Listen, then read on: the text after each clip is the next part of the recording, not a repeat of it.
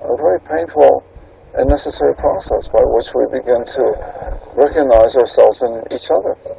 Not as so different, but we're celebrating the 150th anniversary of the end of the Civil Wars. But it turns out it never ended in certain ways. And in many ways, integration has taken root, but it's not been a perfect process by any means. When you left Baltimore, you grew up, went to Chicago, had a lot of experience in the States, but moved to Europe, and Paris drew you. Yeah. Why was the States not enough? I went to study with one of the great teachers, Nadia Boulanger, and her specialty was the music of Central European art music, the music of Bach and Mozart and Beethoven, and that's what I studied with her. I had my degrees already from Juilliard and from the University of Chicago, but it was not an in-depth study the way I was able to work with her.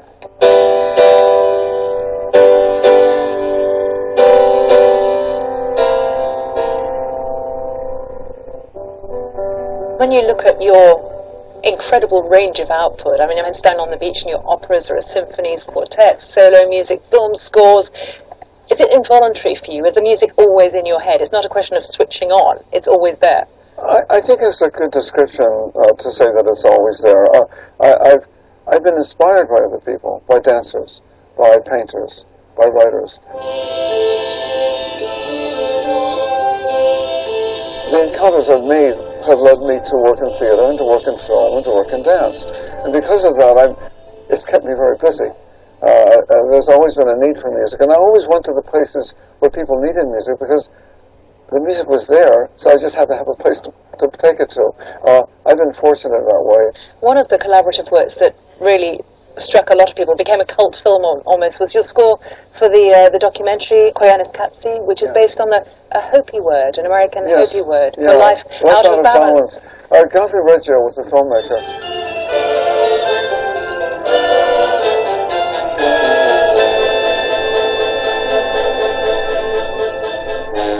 He kind of created a kind of genre of image, just image and music to tell a story.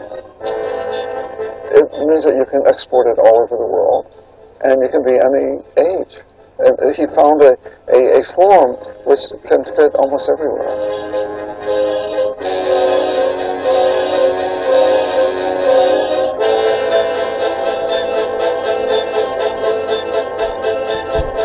And is it important to you that a Philip Glass audience is all ages? Absolutely. Usually an audience gets older with the artist. If you go to hear Tony Bennett sing, there'll be people in their 60s there. There won't be people that are in 20s.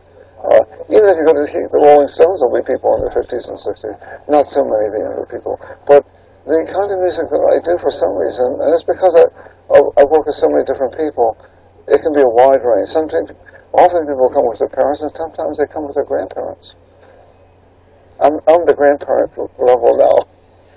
We talk a lot, usually in the context, I suppose, of commercial music or about crossover artists. You are such a crossover composer. Are you proud of having shown how that can be done, that you can operate on so many different levels? Felipe, I didn't make a living until I was 41, and I began writing music when I was 15. So it was going to be 26 years of not making a living writing music. So I was very happy when I could start to make a living, let me tell you. And it didn't come, for many people it takes a long time, especially if you're a poet or a dancer. It may never really happen. Actors are never paid as well as the other people are, and they work just as hard. That's what we call a vocation. Vocation means it's a calling. It's a calling, and you're never going to stop. And you never stop, and whether you're paid or not, of course you want to get paid, but it may not happen until you're older. We enjoy the arts, and they're tremendous economic contribution to any society. We don't take care of the artists very well, I have to say. However, what we count on is the innate passion that people have for what they do, for the calling, for the vocation. So we don't pay them. They'll do it anyway.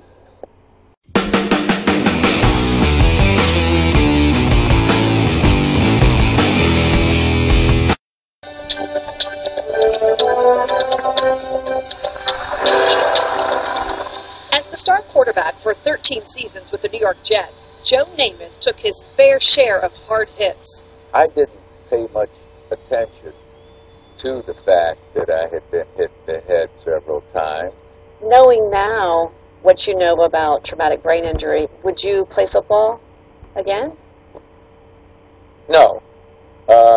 I hate to say that because if I had a child that wanted to play, I'd let him play, but I'd wait until later on, while he's developed a little more. This instrument that we have, that we've been blessed with, it's not designed for the kind of contact and the physical abuse that your body takes playing that sport. This is Mr. Namath's first scan he had before he started treatment. Nearly 3 years ago, Namath reached out to Dr. Lee Fox at Jupiter Medical Center. The Hall of Famer was worried whether several concussions during his career caused any permanent damage. He knew he wasn't 100%, but he didn't realize that he really had significant problems. Here's a look at Namath's brain scans from 2012.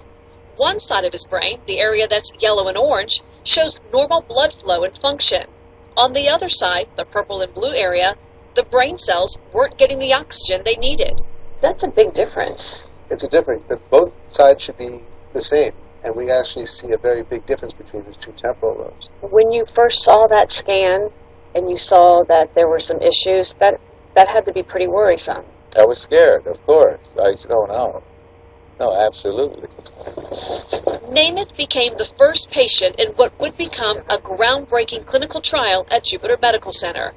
For 7 months, 5 days a week, he spent an hour inside one of these hyperbaric oxygen chambers. Oxygen has long been used to treat wounds. Doctors wanted to see if it could heal traumatic brain injuries by waking up damaged cells and revitalizing them. Dr. Barry Miskin is the medical director of hyperbarics. What it does is it uses oxygen as a drug, and it takes oxygen under pressure, and the oxygen is able to get to areas that normally it wouldn't be able to get to because of injured tissue by putting it at higher pressures. When did you start to see some improvement or feeling a little better? After the first 40 dives, we took another series of cognitive tests, and we took another brain scan, and we saw improvement then in both areas. After the first round of treatment, you already saw significant improvement. We saw, basically, he normalized the scan. The scans say it all. Remember that first look? This was Namath's brain. Now look at it. The damage?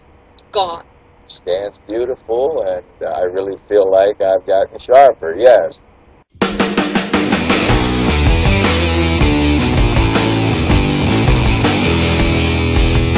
Actress Helen Hunt here. She wrote, directed, and stars in the new movie Ride, all about a hard-working New York City magazine editor who jets out to LA after her son drops out of college to surf, and she winds up on the ride of her life. Take a look. You've never done this before? No, but I'm in very good physical condition.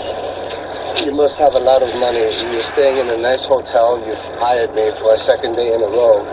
I think you should get an instructor. I don't need some illiterate teenager telling me how to lie on my belly and splash my arms in the water. I live in the most challenging city in the country. I can navigate a few small waves in sunny Santa Monica. That goes on your leg. And that's just the beginning. We are happy to have Helen Hunt here with us. And you know what? I understand that your first surfing experience actually, in part, inspired you to write this movie. Yeah, I had a surf lesson with I don't know, even remember his name, but he yelled at me for an hour, put me on, like, kind of as if you're surfing on 8th Avenue, like 50 soft tops all crashing into each other. I got out of the water and I was not humbled. I was humiliated and had tears in my throat. Never again. I will never again. Famous last words. Well, I thought anything that has me this upset, I should do it again and write about it. So that's how this movie, as you can see. And talking to all of those pictures we're seeing, you did nearly all of the surfing stunts, and there are quite a few painful wipeouts. Yeah, that wasn't hard. I mean, it wasn't pretty, but it's not hard to fall off a surfboard. All the it's hard to get back on it. Yeah, the surfing is me, and most of the wiping out is me, but there's a couple of spectacular wipeouts that I had some help with, too. You wrote, you directed, and you star in this movie. So when you've written a film and you're directing it, how does that impact your acting?